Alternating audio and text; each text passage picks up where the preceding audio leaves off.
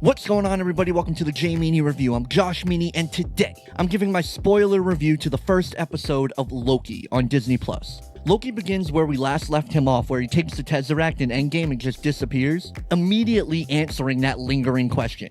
Where the hell did he go? The whole opening sequence of him being registered with the TVA, I just thought was hilarious. I was thoroughly laughing through the entire beginning part of that. And I love that this isn't the fully developed Loki that we know as of now, after Infinity War. This is Loki at the peak of villainy.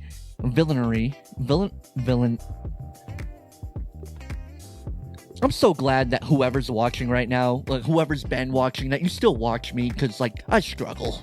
This is Loki at the peak of being a villain after the first Avengers movie. This is that Loki, and that's dope.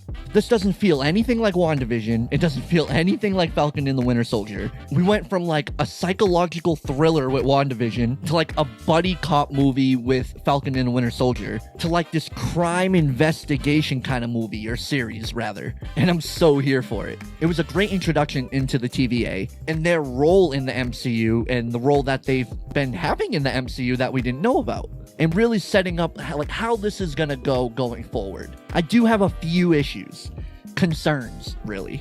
First off, with the Infinity Stones being paperweight. Now, I'm not upset for the reason that you may think I'm upset. It's not oh, you're taking this big, powerful thing and making it not so powerful, making it a whatever. That's not why I'm concerned. They have all these Infinity Stones from different timelines or different areas in the multiverse, and they're basically useless to the TVA. When they're there, I guess they're powerless. Okay, funny, haha, I laughed. Alright, but the Ancient One specifically said in Endgame, if you take a stone from a timeline and you don't replace it to that timeline, it's gonna mess everything up. It's gonna cause issues. Now, wouldn't it be the job of the TVA to ensure that these stones get back to their proper place in the timeline? Isn't their main job to make sure things like this doesn't happen, but they're just holding on to them, using them as paperweights? They're not at all one bit concerned about that?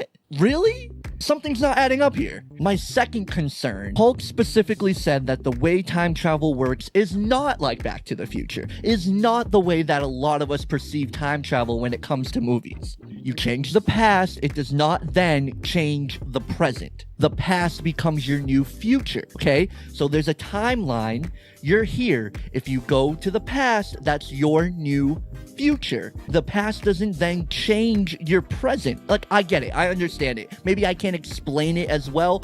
I totally get what he's saying. Now, so then at first I'm thinking, okay, well, doesn't that make Captain America a deviant? Isn't he messing things up? Then I thought, okay, no, because him going to the past became his new future, right? In Endgame, the 2012 Captain America, if that Captain America left, then that Captain America would be a deviant because that's not what is supposed to happen. Now you're changing the past. Therefore, then he would have been a deviant. Okay, got it. So Captain America being Old Man Steve in Endgame, I've talked about it before on the Marvel debate on the Power Button podcast that I was on. I've talked about this before. That didn't make any sense. And now this even backs up the fact that doesn't make any sense. Even going forward in the MCU, they're still proving that what they did with Captain America, him going back to the past and somehow being there in the present, they told us that it doesn't affect the present, but then somehow Old Man Cap is there in the present because he went to the past. And that just kind of worries me, guys.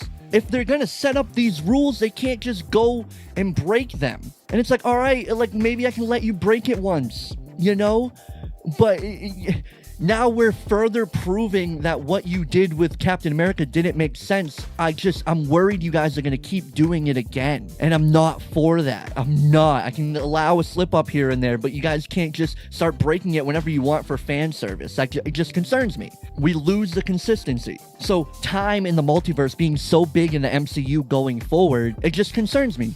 I'm just a little bit concerned that they're going to repeat this again. Other than that, I didn't really have huge issues with the first episode. I'm a little concerned of what might happen, and then the Infinity Stone thing, maybe they'll explain that. We're only in episode 1. Maybe they'll explain that. Other than that, I really like the introduction to Mobius. I keep wanting to call him Morbius. Is it? It's Mobius, right?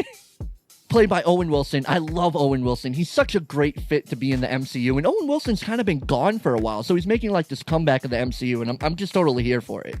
And I said this before for you guys who have been watching me for a while, and I will say it again. If Loki is causing all these problems with the timeline, multiverse of madness, everything going to shit with the multiverse might be because of Loki and not because of Wanda at all. And that's becoming more of a reality.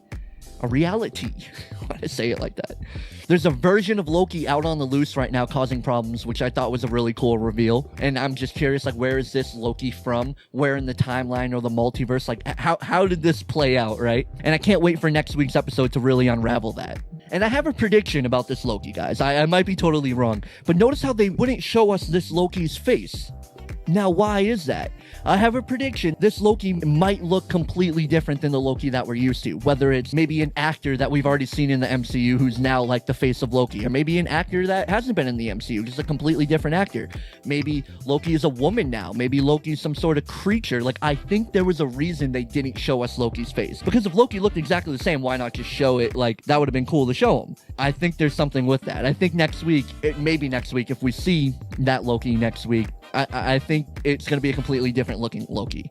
Other than that, guys, I absolutely love this episode. I thought it was great. I'm really loving what they're doing with these Marvel shows. They have the cinematic feel. It feels like a movie. I'm so excited to see how this is. I think it's going to have a huge impact on the MCU going forward, and I can't wait for next week's episode. But yeah, guys, that's what I think about episode 1 of Loki. Drop down in the comment section. Let me know what you guys thought about the episode. What are your predictions? How do you feel about this compared to the other How do you feel about this compared to the other Marvel shows that have come out? Drop down in the comment section. Let me know. Be sure to like, be sure to subscribe, and until next time, guys.